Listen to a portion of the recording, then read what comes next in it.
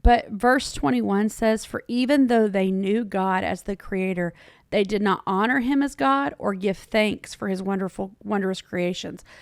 On the contrary, they became worthless in their thinking, godless and pointless reasonings and silly speculations, and their foolish heart was darkened. But I think something that we forget right here that to me stands out, they didn't have gratitude. Mm-hmm. We live in our world is, we're so accustomed to, I want more, I want more, I want more, I want more. Yeah. And when we don't take time to stop and go, wait a minute, I need to be thankful for what God's doing in this moment. Mm-hmm. I mean, let's just pause for a second. Every single one of us that's walking through something, or you're believing God for something, or you're in a season of wait, mm-hmm. or a season of transition. You're in college and you're waiting, you're like hoping that the right career is there. You're in high school or middle school, mm-hmm. and you're like, okay, what's next? You're married and you're believing God for kids. I mean, there's always something coming, right? Yeah. And so we're in that place of going, okay, what's next?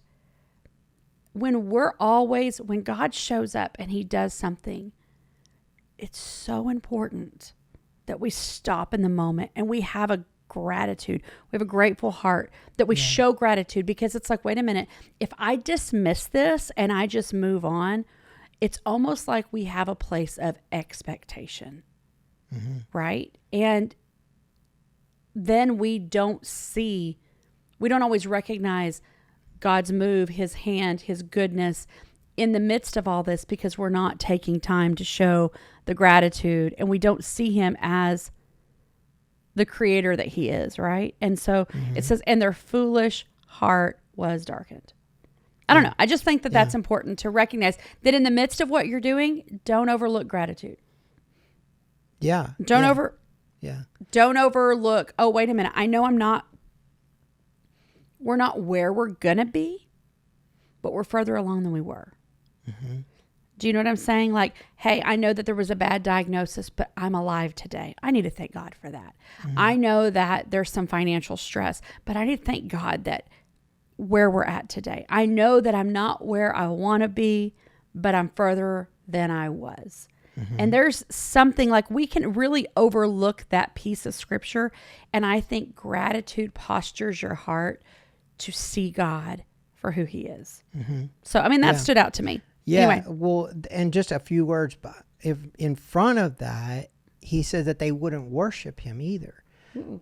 There's another translation that said they wouldn't acknowledge him as God. They recognized he created things, but it had nothing to do with them. Right? Yeah. And so it's like, how do you differentiate that? Mm-hmm. Even with Christians today, we acknowledge God for what we want from God. Mm-hmm. But when it comes to the things that we're caught up in, that we're like, I got it. Mm-hmm. I got it.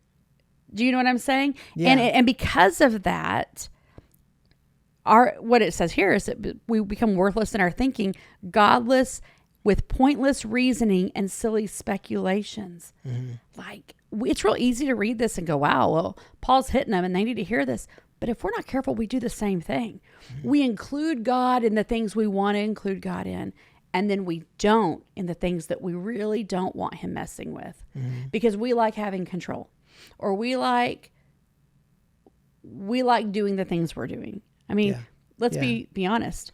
If sin wasn't fun, if it wasn't appealing for a season, no one would do it. Yeah. Do you know what I'm saying? Yeah. And so I think that that's something you've got to recognize, that it's easy to read scripture and go, wow, okay, yeah, that's pretty harsh.